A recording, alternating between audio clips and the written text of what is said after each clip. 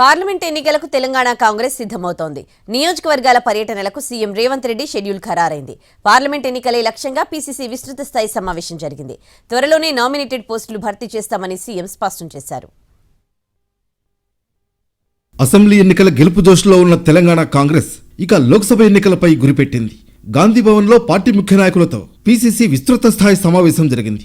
కాంగ్రెస్ ఇచ్చిన 6 గ్యారంటీల అమలు కోసం ఇందిరమ్మ కమిటీలను వేయాలని సమావేశంలో చర్చ జరిగింది. ఈ కమిటీల్లో 5 సభ్యులు ఉంటారని సీఎం స్పష్టం చేశారు. నామినేటెడ్ పోస్టుల భర్తీ ప్రక్రియను త్వరలోనే ప్రారంభిస్తామని నాయకులకు చెప్పారు సీఎం. పార్లమెంట్ ఎన్నికల్లో సమిష్టిగా పనిచేసి మెజార్టీ సీట్లను సాధించాలని సమావేశంలో దిశానిర్దేశం చేసింది పార్టీ.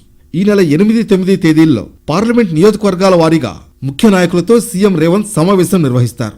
తర్వాత 11, 12, 13 తేదీల్లో పార్లమెంట్ నియోజకవర్గాల వారీగా గాంధీ భవన్లో సమావేశమవ్వాలని డిసైడ్ అయ్యారు. రోజుకు 6 నియోజకవర్గాల చొప్పున సమీక్ష చేస్తారు.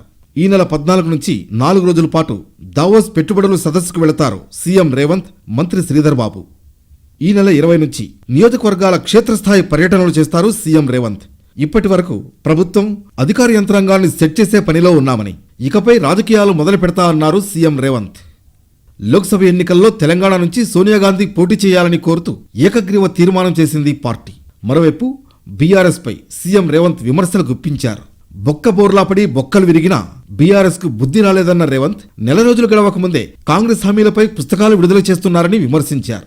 చెరుకు తోటల్లో పడిన అడవి పందుల్లా తెలంగాణను బీఆర్ఎస్ దోచుకుందన్నారు. బీజేపీ అధ్యక్షుడు కిషన్ రెడ్డికి ఆదాయం తగ్గినట్లుందని మండిపడ్డారు.